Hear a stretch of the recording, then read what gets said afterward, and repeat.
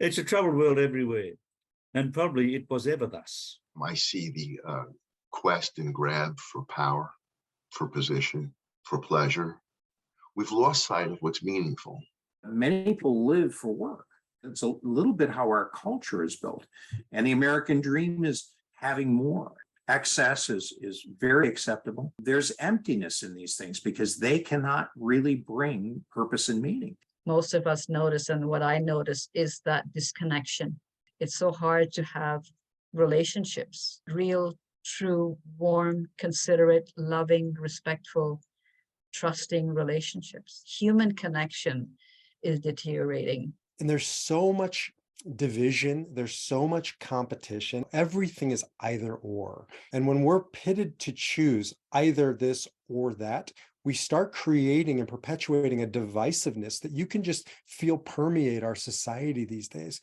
We've got to get away from this division, and we've got to see the unity of humankind. If you think about the kids on their iPhones, and not just kids, but adults, all separating ourselves from each other. We're not connected. We're afraid now. We're afraid to come out and say hello.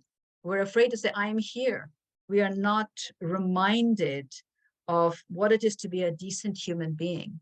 Oh, that sounds terrible, but I'm going to say it anyway. What sounds terrible is that we have lost a sense of conscience. Power and pleasure exist too, and they have their place. But if we put power and pleasure above meaning, sharing, relating, helping, cooperating. It's a world of self. And so we acknowledge a disease of self. And we say the disease of self lives in the existential vacuum. The world is in a bad state. And until each one of us does his best, we will not reach a certain place. Yes, the world is in chaos somehow, which heightens our responsibility for each one of us to discover the meaning and purpose of his or her life. One of the great contributions of Dr. Frankl is that he brought that hope to the most hopeless of times. We've never lived at a time in the history of humanity when we have been safer and more secure and healthier and more prosperous. Are there problems? Absolutely, there are problems. But the question is, and this is why I'm a logotherapist, where do we put our attention? So where do we find formation for conscience? That's a huge question. Teach values. That's one road to educate our conscience. And what is a value? It's something that makes us human. We need to be more and more in touch with our spiritual dimension. And that's where we get our values. That's where we find our meaning. And that's where we're able to give back to life. And in order for you to arrive there, you have to work on having healthy attitude, make good use of free will, be on authentic values, live in your three-dimensionality, etc. And these are all solid foundations of logotherapy. Between stimulus and response, there is a space, and in that space lies our power to choose our response. Here it is. Think. Here's the event. Here's life asking you a question. How are you going to respond to it? Because Frankl demands that. His teaching demands that. What is your response? Because it's your attitude. How are you showing up in the world? Why do you want to respond that way? Do you hate that person so much? Do you resent that person so much? So I believe that meaning and purpose is no longer an optional thing.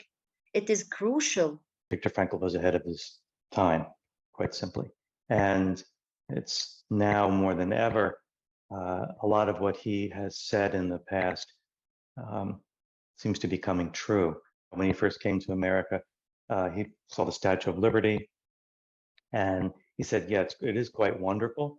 And he said, now on the West Coast, you need the Statue of Responsibility to balance it out. As also Dr. Viktor Frankl says, meaning is the zeitgeist of our time. It is the spirit of our era.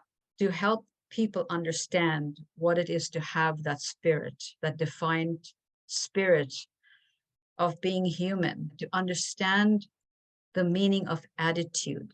It's your thoughts, your emotions, your behavior. And essentially what logotherapy can do is it can help an individual to take a stand, to take an attitude, to try to be slightly better in the life that they're leading.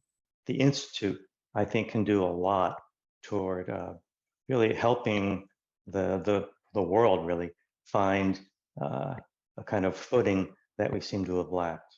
Because there's plenty of room in this big wide tent. It's not either or, it's both and. This moment is filled with suffering. And I have the opportunity to go into that suffering and discover the meaning. The role of the Institute is to educate people to the role of meaning in life and to educate them that meaning exists. And I think this does start on a local level, but it spreads. The word has to get out. And somehow or other, if enough of those small ripples start to coalesce, then the society around them moves forward. What is it to say thank you? What is it to really listen to somebody? What is it to, shake somebody's hand warmly? It's just the basics of life that people have forgotten. But Frankl gives it to you in a nutshell. Choose life. And this is why Dr. Frankl has been such an inspiration to me and so many countless others, because out of death and darkness, this man embodied that idea of choosing his response, of choosing life. And if he can do it there, we can do it anywhere.